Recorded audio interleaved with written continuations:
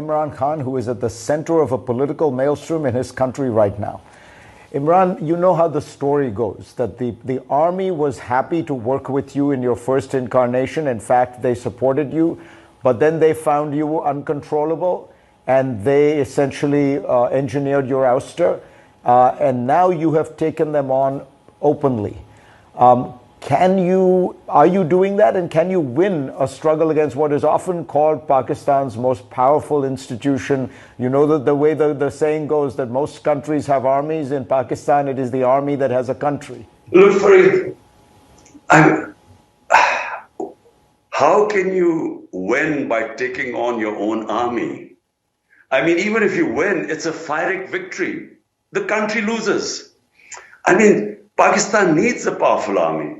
All you have to do is look around the Muslim world and just look at the devastation that is going on there. So I am a firm believer that the country needs a strong defense and needs to be able to defend itself as it did in the war on terror. Because, we got ourselves into a mess and 80,000 Pakistanis died and the army gave great sacrifices. The problem right now is, first, let me just correct you. I never had a problem with the army. I worked knowing that they were entrenched. The army has been it's a fact. Of 75 years, the army has had 3 times they have ruled directly through martial laws. I mean, last 60 years, half has been ruled by the army and the half by the 2 families, Bhuttos and Sharifs. So I was working with them. I was working with General Bajwa. What happened when he decided to switch horses and abandon me and topple my government? I still am not sure. I'm still not sure of his motives. One of them he had struck a deal with the current prime minister for his extension. But I never knew what happened. All I know is that the last 6 months, he just worked to remove my government. And he's openly afterwards in an interview claimed that he decided that I was too dangerous for the country, and so my government was ousted. Since then, all I have said is that the solution to Pakistan's problems are in free and fair elections, because that's the only thing that would bring political stability in this country.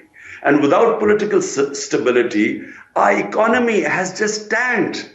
We now are in a worse situation than Sri Lanka was.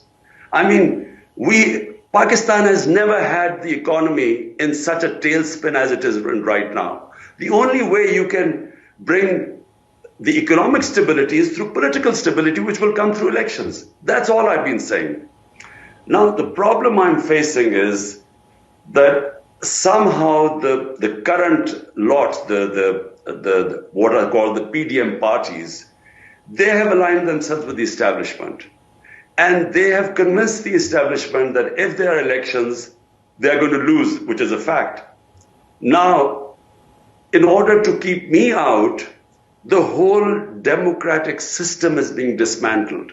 So when the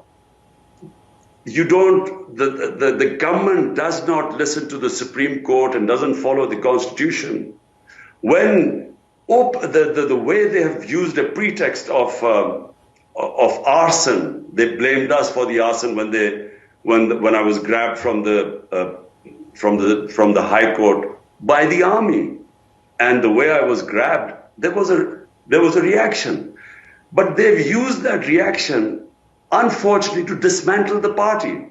So I mean, they have over 10,000 workers are jailed. A lot of women have been jailed, which has never happened before.